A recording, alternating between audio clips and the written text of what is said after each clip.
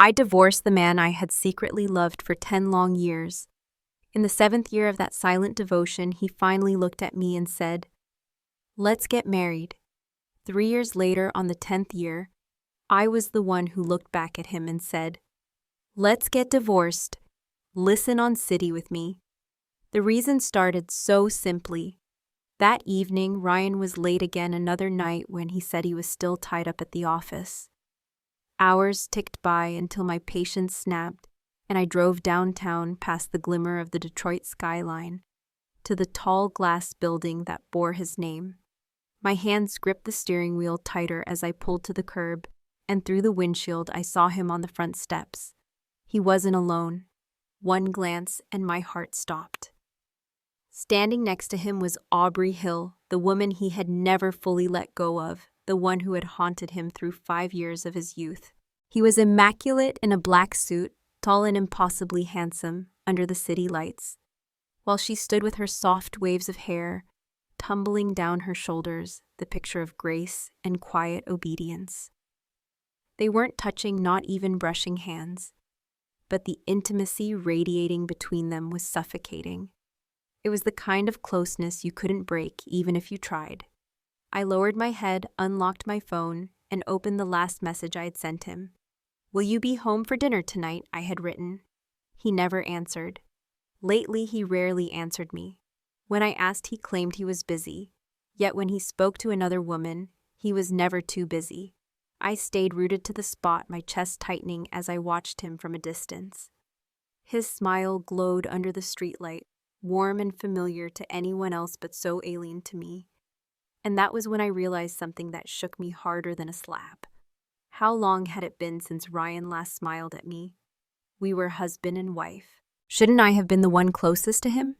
Shouldn't his smile have belonged to me? Yet at home every night he wore only a mask of cold indifference. I used to think it was work that wore him down, that I simply needed to be more understanding. The truth was bitter and cruel. I was not the woman who could make him smile. As if sensing me, his eyes shifted across the busy street and landed on mine. For one suspended second, his gaze froze, then hardened. He leaned toward Aubrey, murmured something, and I watched her smile falter.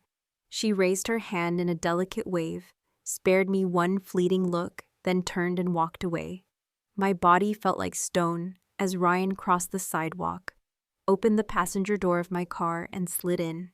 His brow was tight as he said, "What are you doing here?" "I came to pick you up," I replied evenly. My voice didn't betray the storm inside me. "Didn't you say you wouldn't bring Aubrey Hill into the company?" His expression soured, his forehead nodding deeper. Aubrey graduated from Yale. She worked on Wall Street for years. Why would I turn down talent like that? You need to stop thinking about everything like it's just love. Look at her, every firm in the city wants her. If it weren't for me knowing her personally, she would never have agreed to come here. His tone dripped with impatience, with contempt that cut sharper than knives. I turned my face away, let the swirl of headlights in the night blur before my eyes, and said nothing. Silence was safer than bleeding words that would only be trampled. Back at the house, Ryan didn't speak. He stormed into his study, slamming the door so hard the walls trembled. He thought I didn't know, but I knew him too well.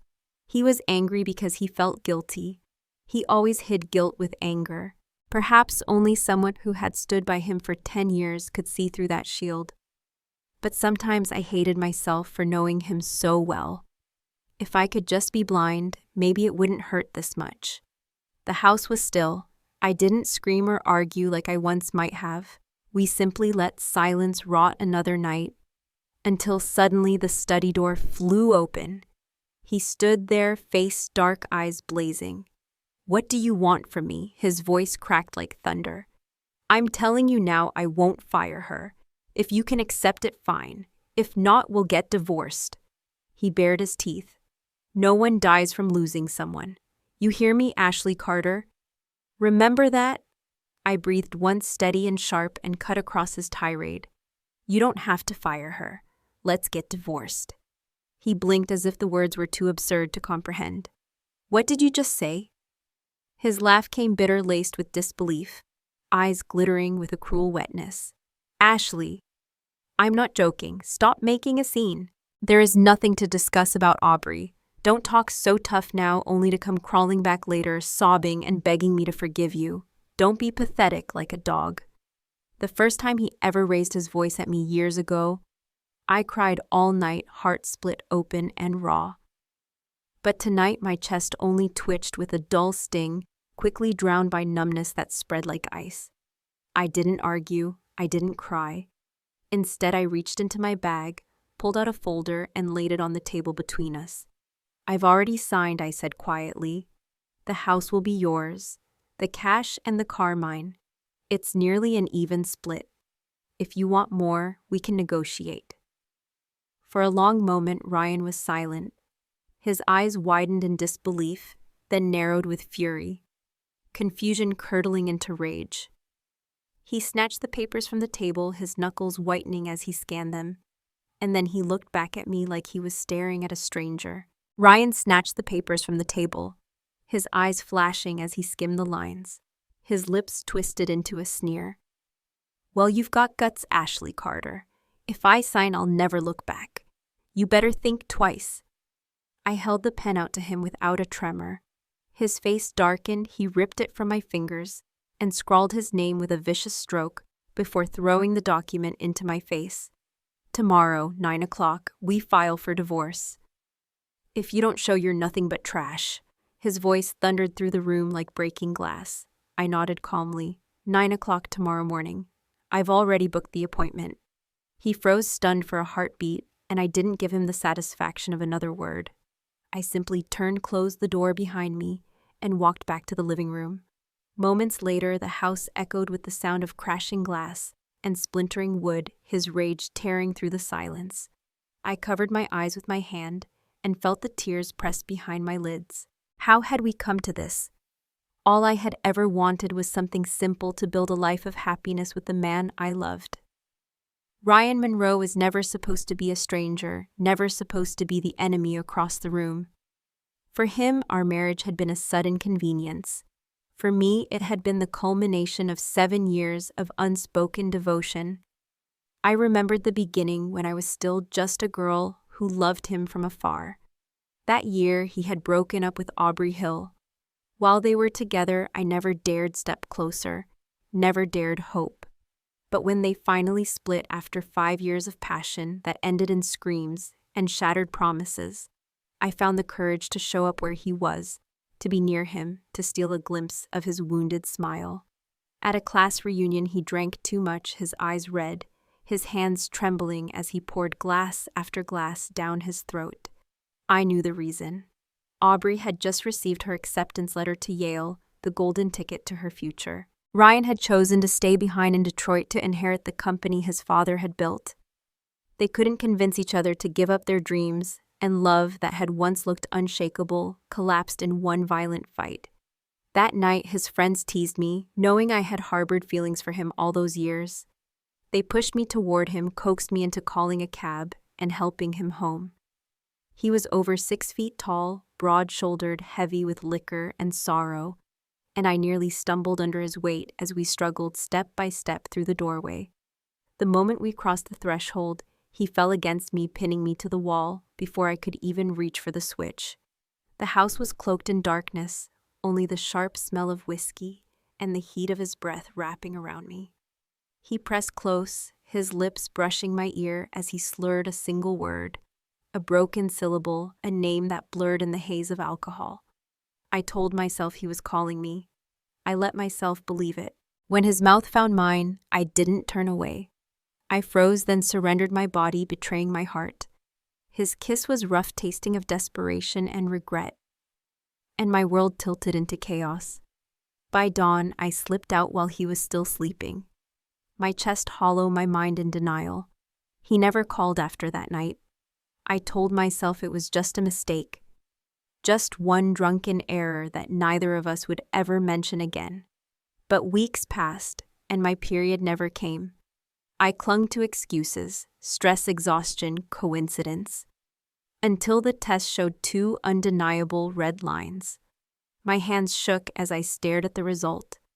a life small and fragile already growing inside me.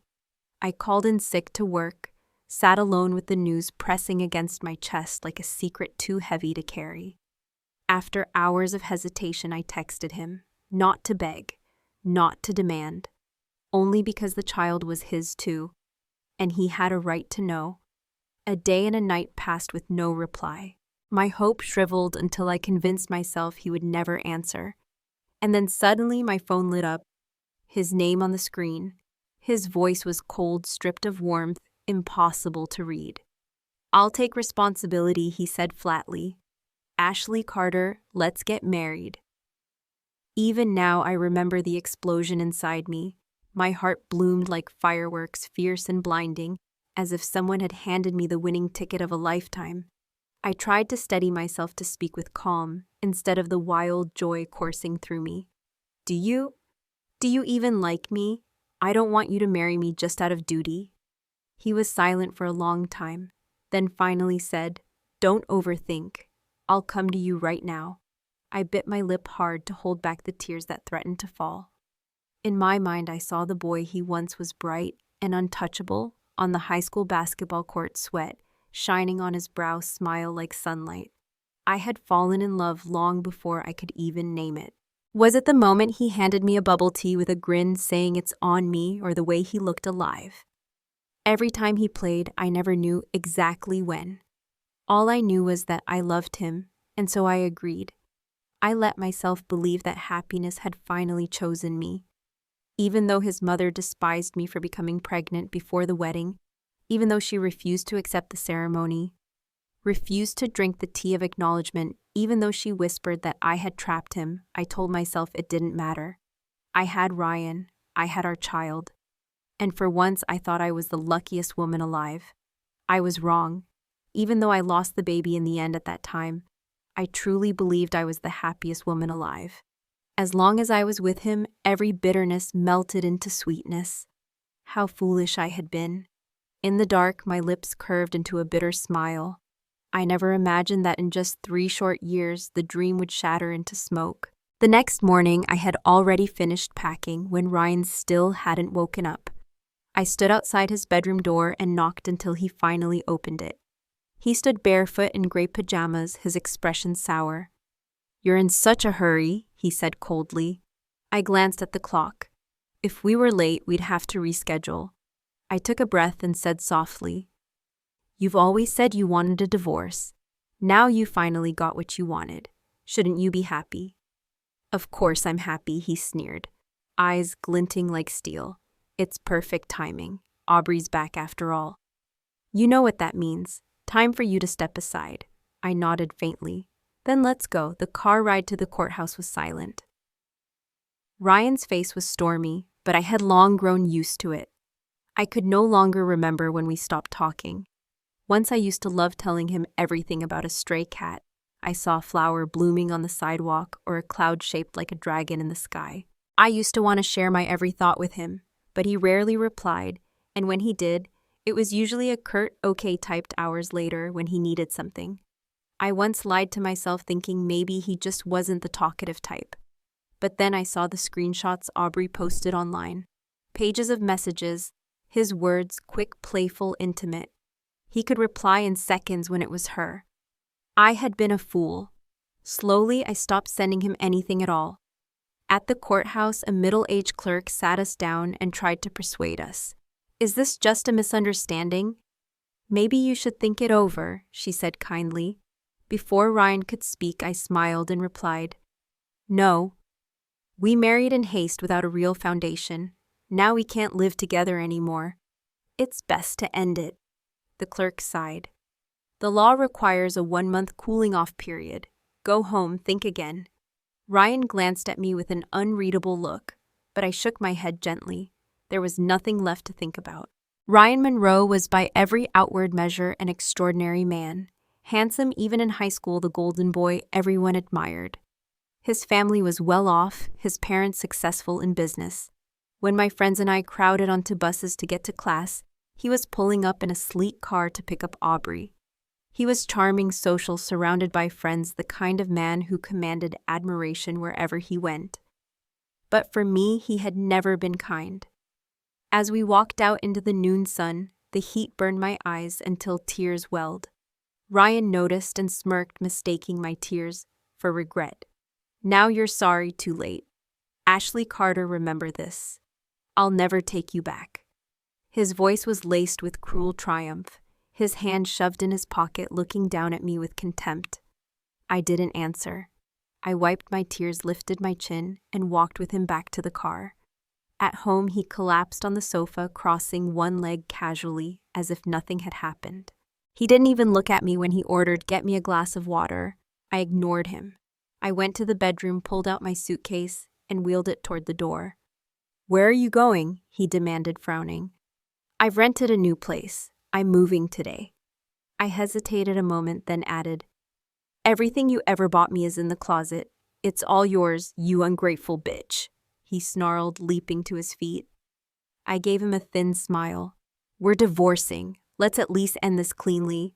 Take care of yourself, drink less, your stomach is weak." "Who the hell are you to tell me what to do?" he roared, grabbing my suitcase, yanking the door open and hurling it into the hallway.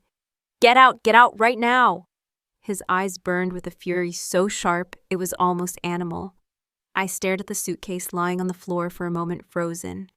Then I stepped forward, picked it up, and walked into the elevator without another word, without looking back. I could feel his gaze scorching into my spine, a heat so intense it could have drilled through bone. But the elevator doors closed, severing it completely, and with it the last thread of everything I had once held on to. But in the end, everything was cut off by the elevator doors closing between us. I never asked for the house because I didn't want any ties to Ryan Monroe.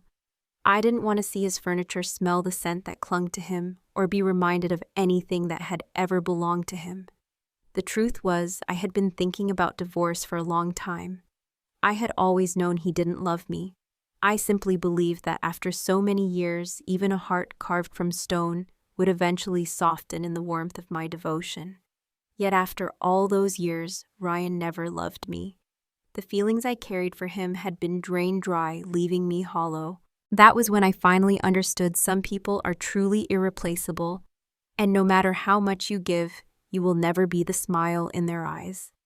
That smile had always belonged to Aubrey Hill. I moved into the small apartment I had rented in Midtown Detroit. Boxes still stacked around me, I hadn't even finished unpacking when my phone rang.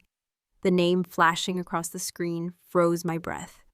His mother, Ashley. Ryan's stomach has been acting up again. Did you buy his medicine? You should be looking after him. Her voice was sharp, condescending, the way it had always been. I told him from the very beginning I was against marrying you. What decent girl gets pregnant before the wedding? If it were my daughter, I'd have beaten her to death before letting her disgrace our family. The only reason I tolerated you is because you seemed to take care of him. And look at the last few years. You haven't even given us a grandchild. Maybe you were too wild before marriage, that's why you couldn't keep the baby. I'll tell you now, the Monroe family won't end without heirs. If you can't give him a child, don't waste his time. He's still young. My fingers tightened so hard around the phone, my knuckles turned white. For years she had looked down on me, scorning my background, making my parents bend and bow, just so I could step into that house. And still she never accepted me. No matter how hard I tried to be the dutiful daughter-in-law in her eyes, I was nothing but the woman who had trapped her son with a pregnancy that didn't even last. She had repeated those words over and over again at family dinners, in passing remarks on every phone call, each time like another knife cutting into me. And Ryan, he never defended me, not once. His only advice was that I should be more understanding, more filial, more grateful that his mother had accepted me at all. Out of love, I swallowed every insult. But not this time. My voice turned cold. Mrs. Monroe, Ryan and I are divorced. I have no obligation to buy him medicine anymore.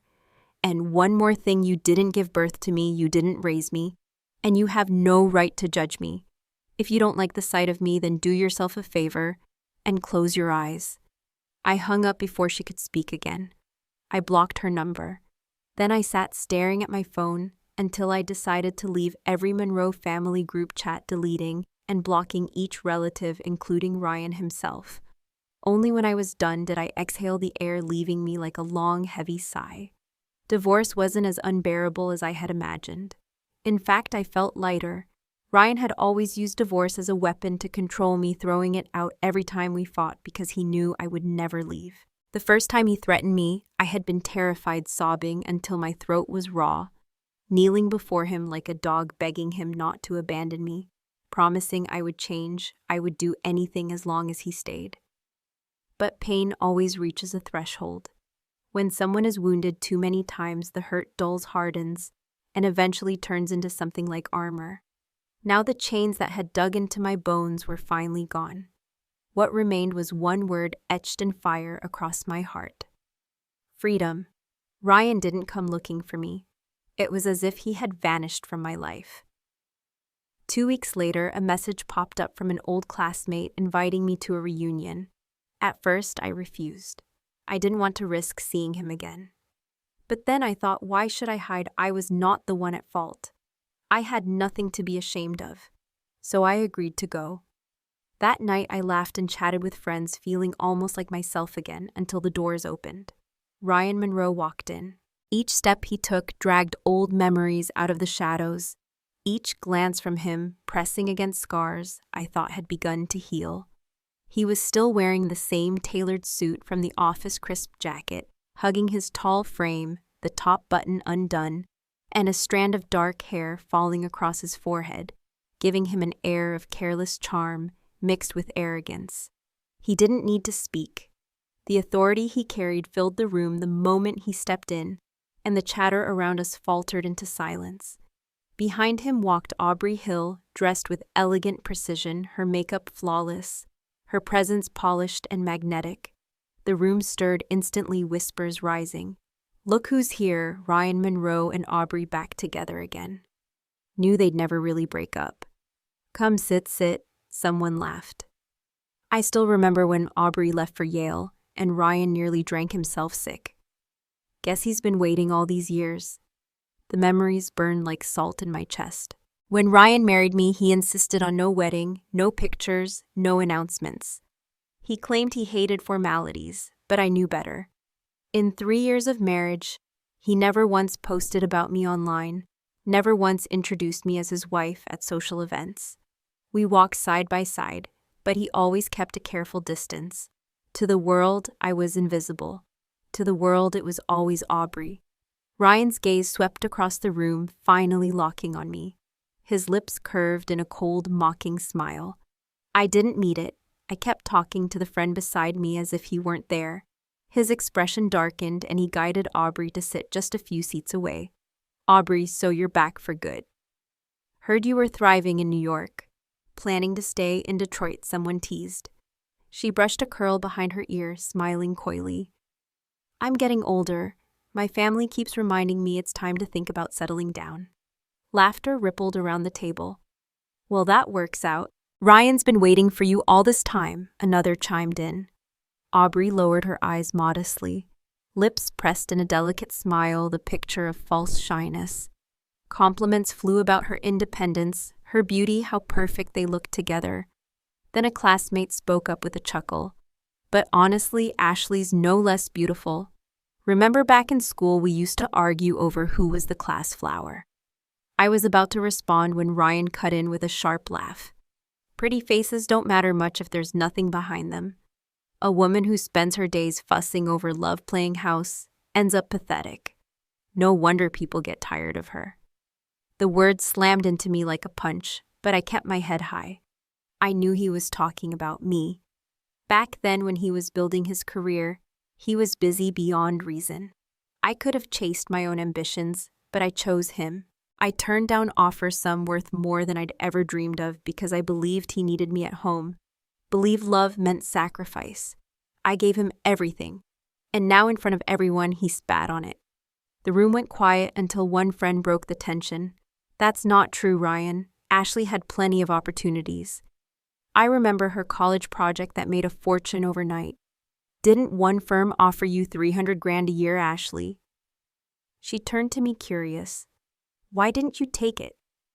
Was it because you got married? Ryan stiffened. His eyes flickered toward me. I lowered mine briefly, then lifted them again with calm defiance. That's right. I was stupid enough to give up everything for marriage. I gave up every chance so I could take care of him, only to find out trash will always be trash, no matter how much you sacrifice. At least I woke up before I wasted my whole life. A hush fell, then a woman beside me burst out angrily. Exactly. Some men just want a servant, someone to cook clean and orbit around them, and then they sneer that their wife is useless. Men like that deserve to rot alone. The mood of the room shifted. People began speaking up, voices overlapping, criticizing men who belittled their wives, reminding each other that women should never give up their independence for love. I sat still, but for the first time, I felt the chains break. For the first time, I spoke against Ryan Monroe in front of others without fear. He stared at me stunned, as if he had never imagined I would dare. His mouth opened, but the sound was drowned out by the laughter and chatter rising around us. I stood, excused myself, and walked out. The night air was sharp as I slid into my car. Just as I started the engine, a knock rapped softly against the window. One of Ryan's closest friends approached my car window, his expression awkward. Ashley, Ryan's stomach is acting up again. Could you help take him home? My brows knitted. Where's Aubrey? He hesitated, lowering his voice. She offered, but he refused. He only listens to you. I glanced to the side. Under the dim golden light of the hotel awning, Ryan stood rigid, his shoulders tense. His eyes flicked toward me for the briefest moment, before darting away as if contact would burn him. Aubrey stood beside him, speaking softly, but he barely acknowledged her, his frown deep, and his hand waving her off. I looked back at his friend and said evenly, I'm sorry, you'll have to find someone else. Ryan Monroe and I are divorced. The man opened his mouth to protest, but I gave him a slight nod and turned the wheel.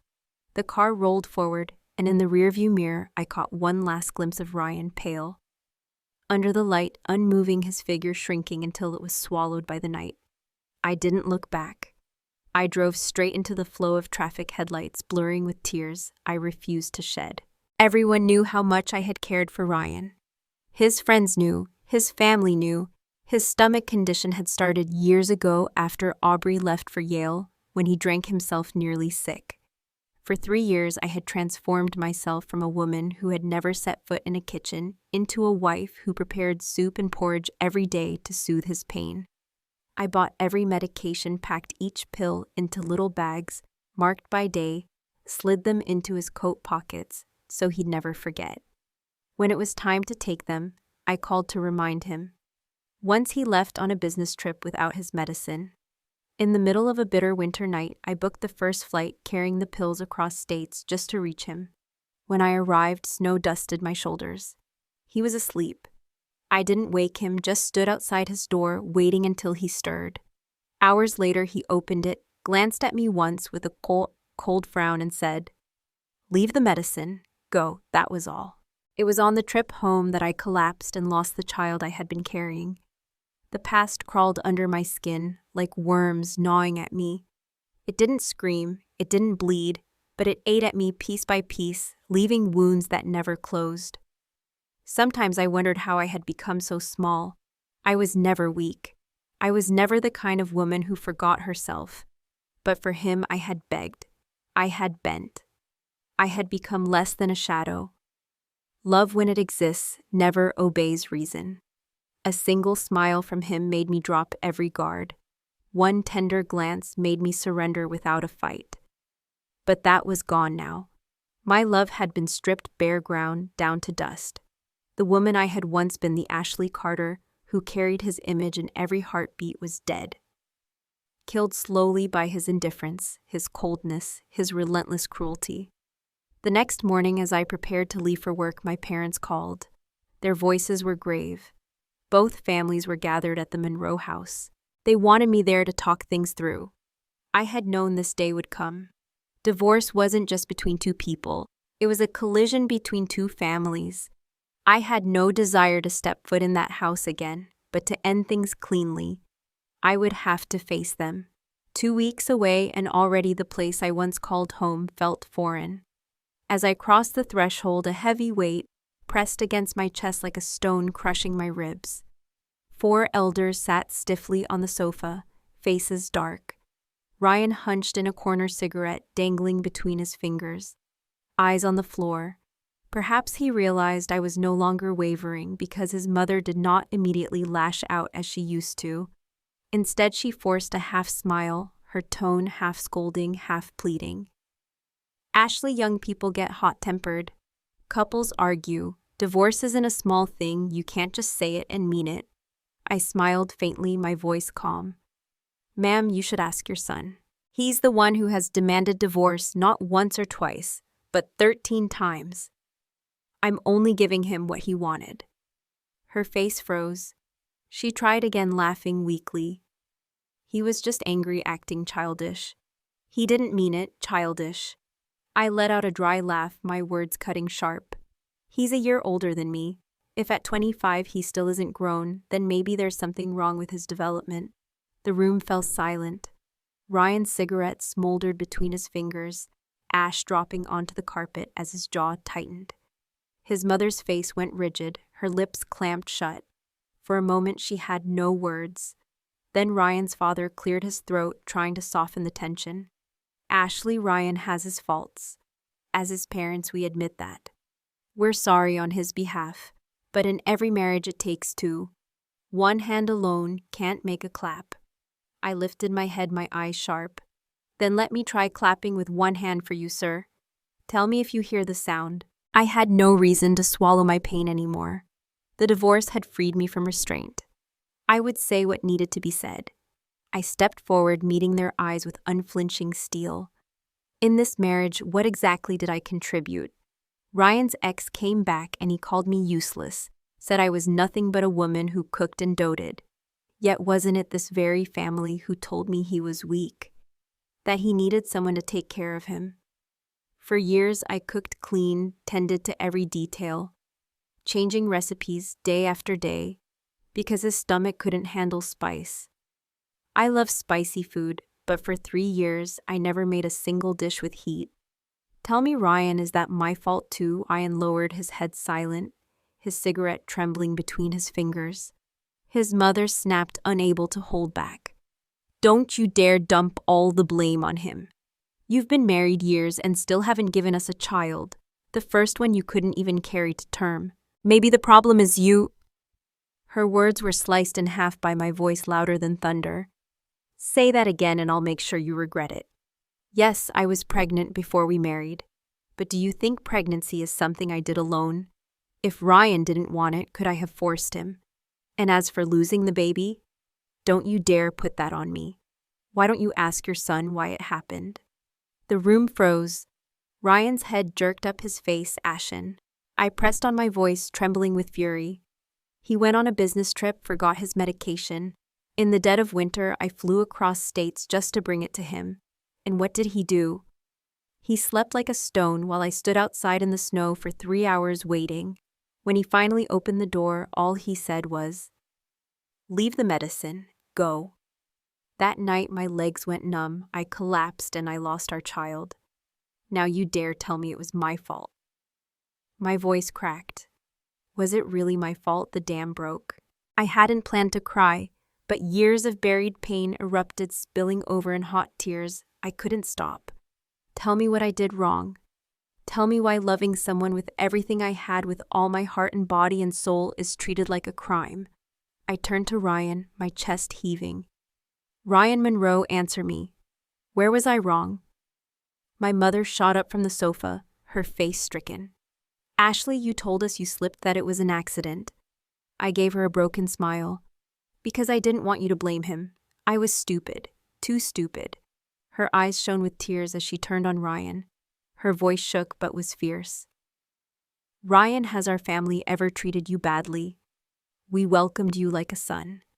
When your mother refused a dowry, refused a wedding when she mocked Ashley, we stayed silent. We bit down our pride because she loved you. And this is how you repay her. Ryan's face turned ghost white.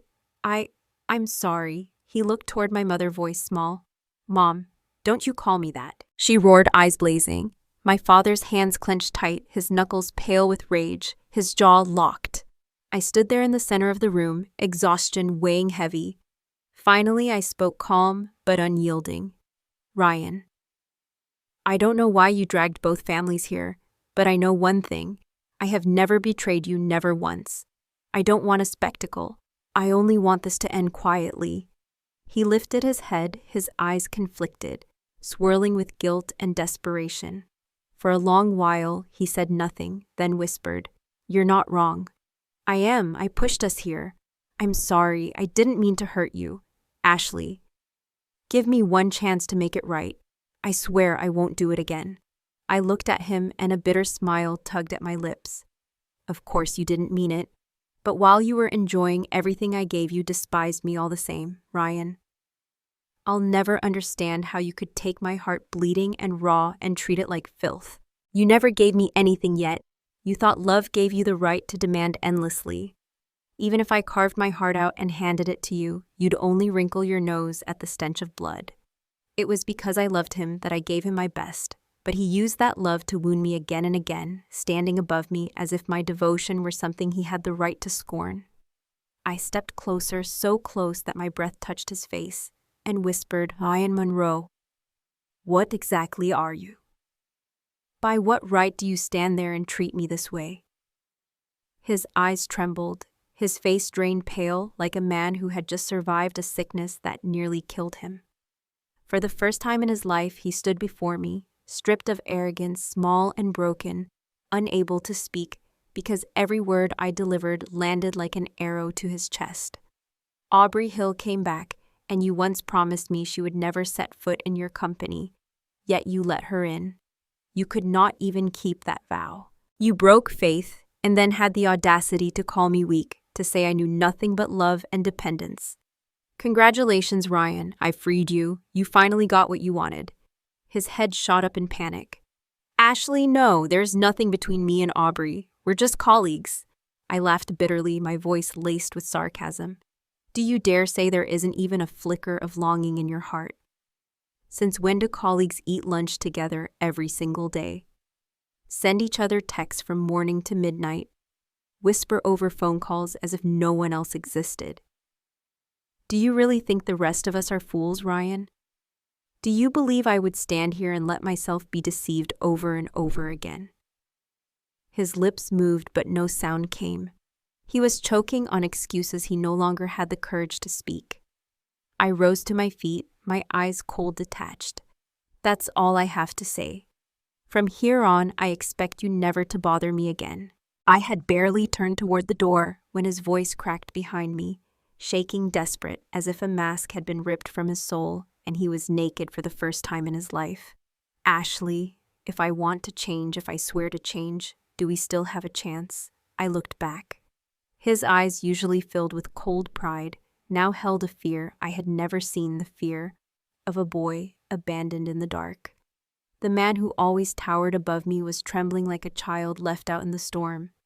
I shook my head slowly, my voice gentle but unshakable. "It's too late." I closed the door behind me. When I left Ryan that day, I sent out resumes determined to return to work. I was still young, and the projects I had led in college still carried weight. Companies were eager to recruit me. In his eyes, I had been a useless woman, not even worthy of Aubrey's shadow, but now I understood. For years, he had made me question myself, gnawing at my worth until I could not see it. I thought I was nothing. Now I knew better. I was Ashley Carter, and I was enough. That night, I bought myself a small cake, a quiet celebration for the end of an era. In just a few days, the cooling-off period would end, and the divorce would be finalized. I would be free, truly free. I would finally step out of the prison I had once called love. But then the phone rang, slicing through my fragile peace. On the other end came Aubrey Hill's voice, slightly warped through static, yet still laced with her familiar sharpness. "We need to talk." I stared at the cake in my hand, annoyance rising. "We have nothing to discuss. Unless you want me to file a restraining order, I suggest you stop looking for me. It will be easier if we clear the air." She insisted, her tone lofty, entitled, even as she pretended at civility. I hung up without hesitation. The next day she called again. Her voice softened, almost pleading. "Just 1 hour, that's all I ask. I won't bother you again afterward." I didn't want to go, but I also didn't want her hounding me endlessly, so I agreed. When we met, Aubrey wasted no time. "I don't want you contacting Ryan anymore. The two of you are divorced. It's time to cut clean. Don't drag this out." I looked her over the perfect white blouse, the elegant knot in her long curled hair, the delicate makeup highlighting her sharp features. I could see why Ryan had clung to her for so many years. "You know," I said softly, "it makes sense now. He once loved you deeply. You were his everything, but you left. You both did. And when he came to me, it wasn't because I forced my way into your love story. You were gone. I simply walked into the space you abandoned." Her lips pressed together, but her eyes hardened. "If not for you, he and I would have been together again long ago. Now that you've divorced him, let him go." I smiled coldly. "Let him go. I've already blocked him everywhere. What more do you want from me?" She narrowed her eyes, disbelief flickering. "Lately, Ryan's been acting like a ghost, walking through the days as if he's lost something. If it isn't you, then who?" I laughed outright. "You really love writing the story in your own head, don't you?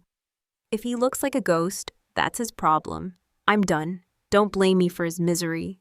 My tone sharpened like a blade. "You claim I was the one who interfered? Tell me, what did I interrupt? You and Ryan had already broken up when I came into the picture. That isn't stealing anyone's man. That's just reality. If Ryan Monroe didn't want to marry me, do you think I could have forced him at knife point? Why don't you ask him that? As for me contacting him, I set my coffee cup down and looked her square in the eye with disdain. Don't worry, if you still want him, hold on tight. He's yours now. I'm done." Aubrey Hill's lips parted to retort, but before she could speak, her eyes went wide in shock. Ryan appeared behind me, his face cold as stone. He grabbed her arm and yanked her to her feet, his voice low and dangerous. "Are you insane? Who told you to come find her?" Aubrey's face turned ashen, but stubbornness kept her from backing down. "So what if I came? You're divorced, Ryan. Why are you still chasing after her? You told me yourself she was boring, that she smothered you, that she revolved around you all day, and you were sick of it. Didn't you?" Ryan's grip tightened, and then he turned to look at me. I stood with my arms crossed, meeting his gaze coolly. Words like that had once broken me. Now they carried no weight. "You've lost your mind, Aubrey," he snapped. "What happens between me and my wife is none of your business. And for the record, we are not divorced yet. We haven't even signed the papers." Aubrey froze, tears welling in her eyes. "We were together first. You said you never forgot me, that I was the one you truly loved. Don't you remember, Ryan? Don't you remember what we had?" His jaw tightened, his voice like ice. "That was the past. I have a wife now, and whatever existed between us is over. You and I are nothing." He met her gaze squarely, his tone cutting. "Do not ever come near her again. If you do, you'll regret it." A single tear slid down Aubrey's cheek. She stared at him for a long moment before forcing a bitter smile. "You're good, Ryan. Very good." With that, she wrenched her hand free, spun on her heel, and stormed out of the cafe, wiping her tears as she went. Ryan pulled me outside with him, but he said nothing for a long time. Finally, his voice broke the silence. "I'm sorry, you were right. At first, I really did think about getting back with Aubrey.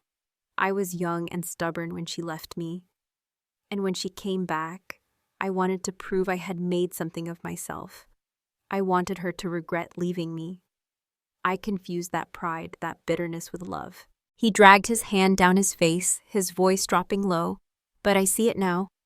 The truth is, I stopped loving her a long time ago." Snow had started to fall, the white flakes drifting silently through the glow of the Detroit streetlights. They clung to his shoulders, his hair, but he didn't seem to notice. He stood there shivering, not from the cold, but from the weight of what he was confessing. That night after you left, I thought about everything.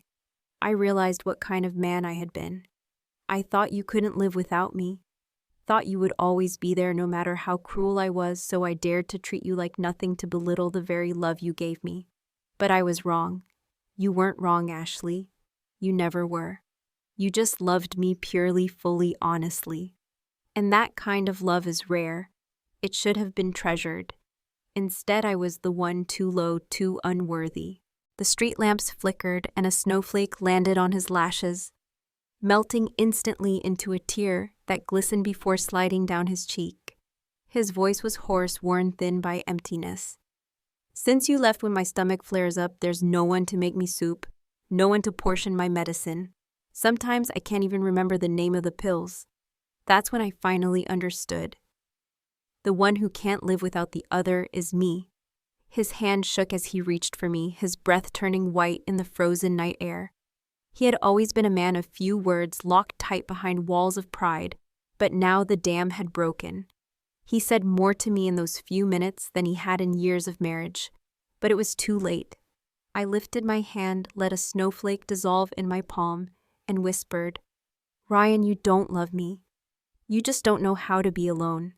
He wasn't afraid of losing me because he loved me. He was afraid because he had never known a life without someone by his side, and he couldn't stand the thought that no one else would ever love him as fiercely as I once did. I turned to leave, but suddenly Ryan grabbed my arm. For the first time in all the years I had known him, the arrogance was gone. He bent down, almost kneeling, his voice trembling with desperation.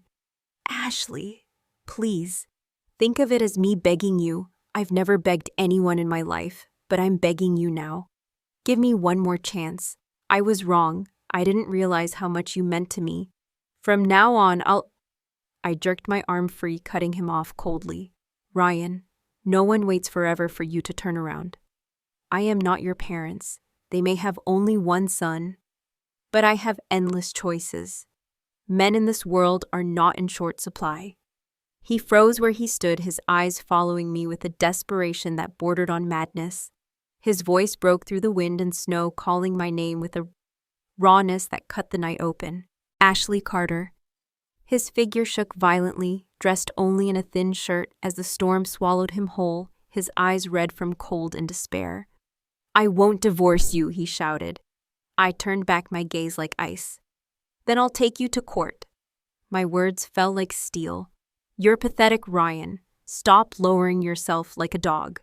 The words sliced him, and he stood paralyzed, throat strangled, staring at me, as if I had crushed the very ground he stood on. His face twisted with pain, regret, and helplessness, a single tear slipping down his cheek.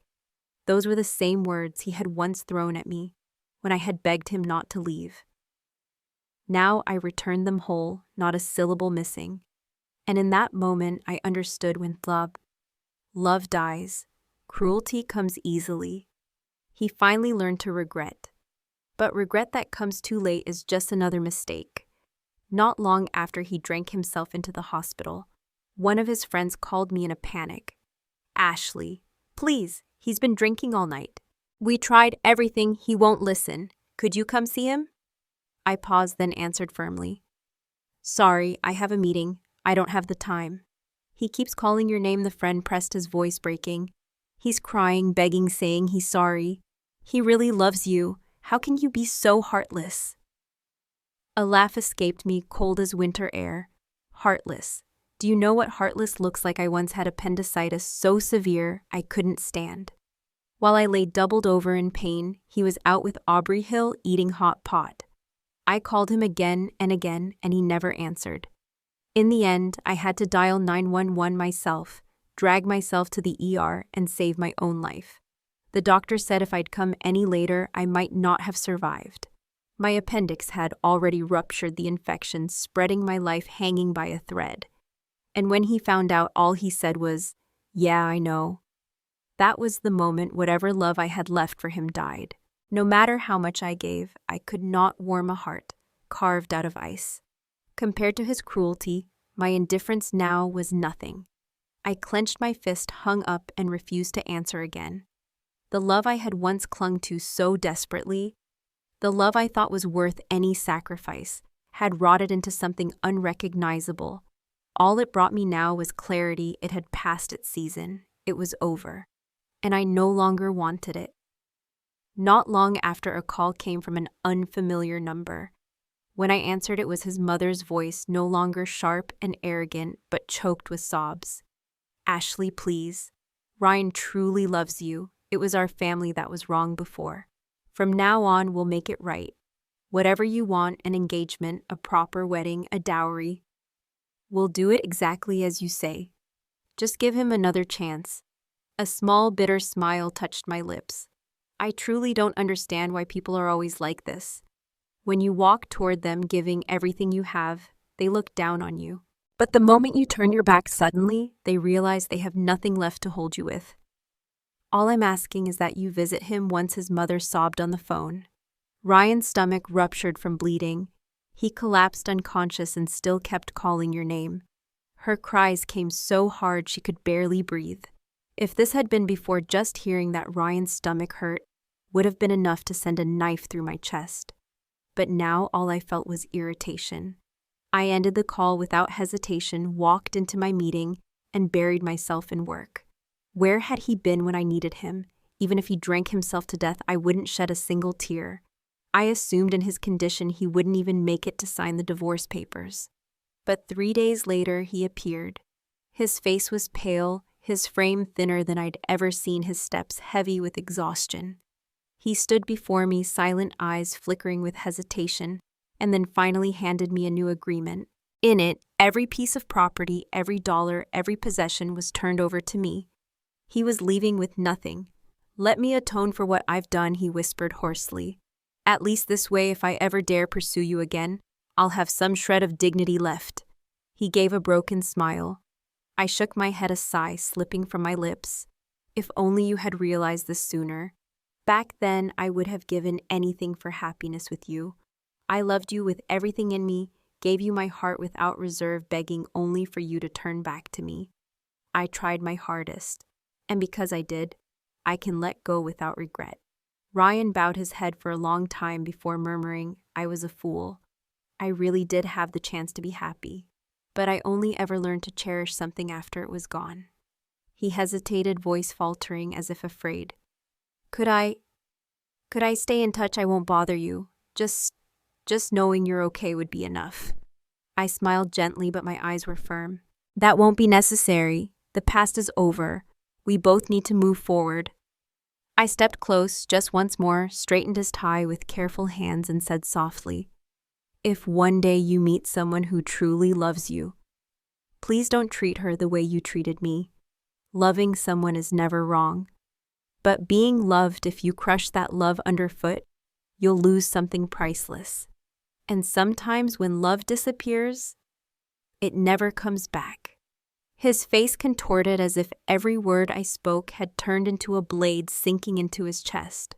I turned my back to the light, unable to see his expression, but I heard his voice trembling, weighted with sorrow. Then, "Goodbye. I wish you happiness." I lifted my hand and waved gently, as if saying farewell to a stranger I once knew well. "Ashley," he cried suddenly, voice cracking, desperate, shattered. "Without you, I can't be happy." I swallowed the ache in my throat, refused to turn back, and walked straight toward the light. When I love, I give all of myself. Burning bright like fire, uncalculated, unguarded. I gave him everything I had. And now that love was gone, I would never look back. Everything in the past had dissolved like smoke scattered to the wind. I would not return. I would only keep walking forward. Thanks for listening. Be sure to subscribe so you don't miss the next videos.